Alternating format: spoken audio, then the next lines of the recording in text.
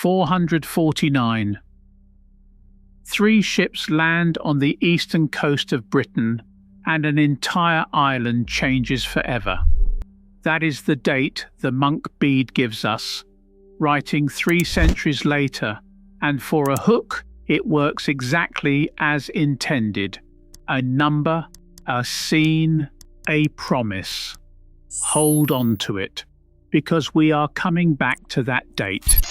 And the real story is stranger than 3 ships. Roman Britain had just collapsed.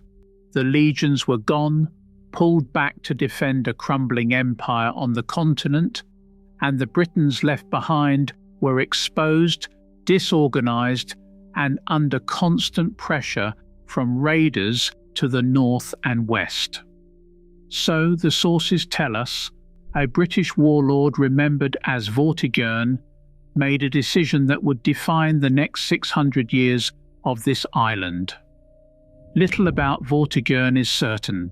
He survives mostly through Gildas and Bede, writers with their own axes to grind, and historians still argue over how much of him is a real king and how much is a convenient villain invented later to explain a disaster nobody wanted to take responsibility for.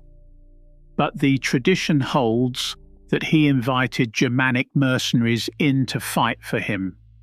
Warrior bands from what is now Denmark, northern Germany, and the Dutch coast. Tribes later grouped under 3 names: the Angles, the Saxons, and the Jutes. They were paid in land, a strip on the eastern coast, enough for a few hundred families. Then more war bands followed for the same wage. Then entire families arrived behind them. Then boats loaded not with warriors but with wives, children, tools, the whole apparatus of a people planning to stay. Within 2 generations, place names across the whole eastern half of Britain had stopped being Latin or British Celtic and started being Germanic. That is roughly 100 years to erase 400 years of Roman administration from the map. And here is where we come back to that date. Bede was writing in the 700s, describing an event from the 400s, using sources that no longer survive. Archaeology now suggests Germanic settlers were already living and working on the eastern coast decades before Bede's 3 ships, brought in gradually as labour and muscle, rather than arriving all at once as an invading fleet.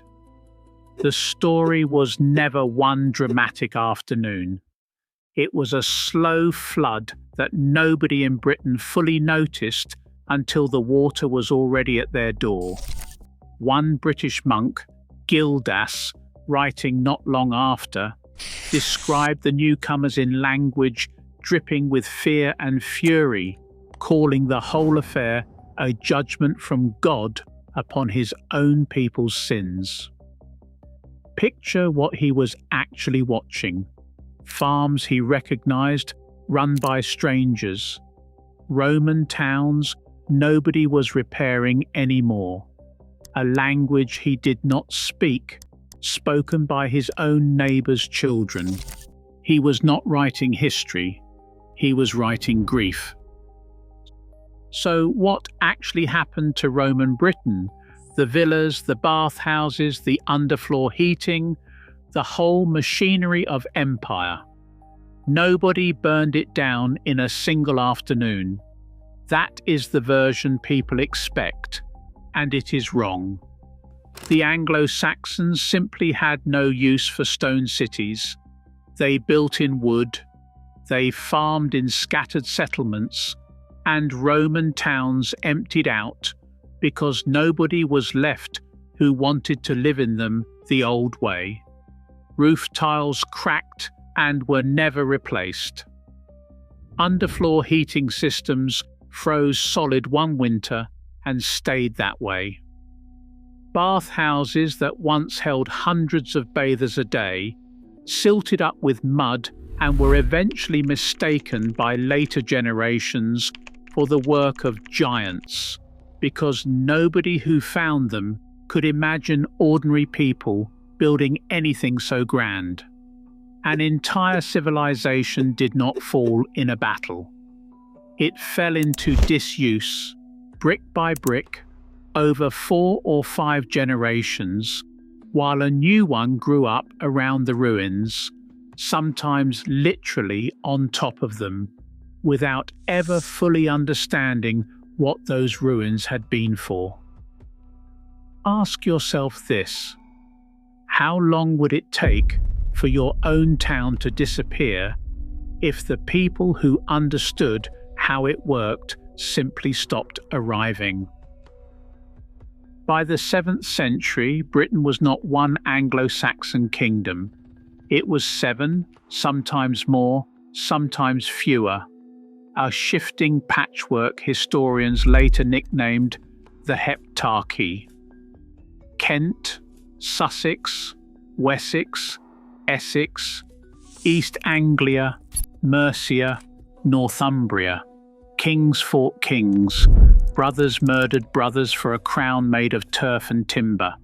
Mercia in particular grew into something close to an empire in miniature, its most famous king building an earthwork nearly 150 miles long along the Welsh border, a boundary so deliberate and so vast that parts of it still cut across fields today, walked over by people who have no idea a king once dug it to mark where his authority ended and someone else's began.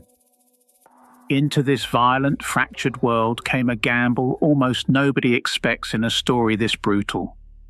In 597, Pope Gregory sent a monk named Augustine to Kent to convert a pagan king to Christianity, a mission with no guarantee of survival, let alone success. It worked, and within a century, the same warrior culture that had once burned Roman churches to the ground was producing scholarship read as far away as Rome itself. Bede, the very monk who gave us that opening date, worked from a monastery in Northumbria and became one of the most respected historians on the continent. How does a raiding culture become a reading culture in 3 generations? The honest answer is that Christianity did not replace Anglo-Saxon identity. It gave it a written language for the first time, and once a people can write their own laws down, they stop needing swords to settle every argument. That single shift from memory to manuscript is the hinge the rest of English history swings on. And then, in the year 865, the world the Anglo-Saxons had built nearly ended. A Viking force landed in East Anglia, and this time they did not raid and leave. They called it the Great Heathen Army, and it did not stop until kingdom after kingdom fell. Northumbria gone, East Anglia gone, Mercia broken in half. By 878, only one Anglo-Saxon kingdom stood between total Norse conquest and total collapse. Wessex. Wessex was led by a king who, according to legend, was once so consumed by his own kingdom's crisis that he sat in a peasant woman's cottage, lost in thought, and let her cakes burn on the fire, earning himself a scolding from a woman who had no idea she was shouting at her own king. That king was Alfred. History remembers him as the only English monarch ever given the title the Great, and it has nothing to do with burnt cakes. He rebuilt a whole network of fortified towns called burhs across Wessex, strongholds spaced so that no village stood more than a day's walk from safety. Not every town ending in "berry" today was one of his. The word itself is far older. The Old English "burh" simply meaning a fortified place, but Alfred's own network is recorded in a document called the Burghall Hidage, and towns like Wallingford and Wareham trace their defences directly back to his planning. He negotiated a treaty carving England in two: Anglo-Saxon rule in the south and west, Norse rule in the north and east, an area that became known as the Danelaw, a name and a legal identity that lingered on English soil for generations after the swords went quiet. His grandson Athelstan finished what Alfred started. In 927, he became the first man ever to rule a genuinely unified England, a single crown over a single word born from Angleland, named after the smallest of the three original invading tribes. It had taken 478 years from those first Germanic settlers to one king over one country. It lasted less than a century and a half.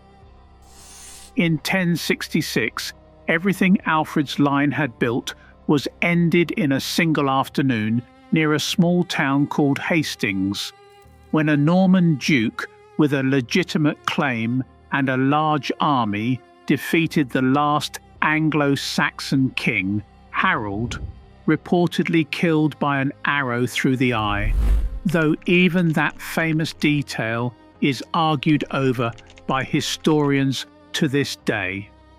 Anglo-Saxon England, as a ruling political entity, was finished in an afternoon that took less time than this video has taken so far. But here is the part. The story of 1066 always leaves out. The conquest ended Anglo-Saxon rule. It did not end the Anglo-Saxons. They were still there, the farmers, the town dwellers, the vast majority of the population, going about their lives under new French-speaking landlords who never fully replaced them, only sat on top of them. And slowly, over centuries, their language, their customs, their legal instincts folded back up into what England became and never really left. Say the days of your week out loud. Tuesday is Tuesday, an old Anglo-Saxon god of war and law. Wednesday is Woden's Day, the chief god of the entire pantheon. Thursday belongs to Thunor, the thunder god the Vikings knew as Thor. Friday is Frigg's Day, goddess of the home. Every single week of your life, you are naming pagan Anglo-Saxon gods without ever noticing it. Look at a map of England and the pattern never stops. Any town ending in ham, meaning homestead, like Birmingham or Nottingham. Any town ending in ton, meaning enclosure or farm, like Brighton or Paddington. Any town carrying berry or borough somewhere in its name is carrying that same word, burh, a fossil of a fortress, whether or not it ever stood in Alfred's own defensive line. These are not footnotes in a book somewhere. They are the actual addresses on actual letters delivered to actual houses today. It goes deeper than words. The idea that ordinary free men should have some say in local justice did not arrive with the Normans or with some later English Parliament. It has two separate Anglo-Saxon roots, often blurred together but genuinely distinct. There were the shire courts, where freemen judged disputes among their own neighbours rather than leaving judgment to a distant lord, the closer ancestor of what we would recognise as a jury today. And there was the witan, a great assembly of nobles and churchmen who advised the king directly, closer to an early council than a courtroom. Different institutions, different jobs, but both built on the same instinct. That power answers to more than one man alone. And the language you are hearing this sentence in right now is not Latin, not French, not British Celtic. At its bones, it is Anglo-Saxon, a Germanic tongue carried across the sea by frightened, ambitious, violent, brilliant people who were never invited to stay and never left anyway. One quick note before we finish. None of this was one tribe replacing another in some clean single wave. It was migration, conquest, marriage and law folding into each other for 600 years until the join marks disappeared. That is worth remembering because the same island that produced the Anglo-Saxons went on to absorb Vikings, Normans and everyone after them the exact same way. So when you speak, you are speaking them. When you name the days of your week, you are naming their gods. When you drive into a town ending in ham or ton or berry, you are driving through the fossil of their old defensive world, still standing under a modern road sign. If you recognize your own town's name in any of this, or if your surname carries an old Anglo-Saxon root you never noticed before, write it in the comments. More of this is sitting inside you than you probably realized 5 minutes ago.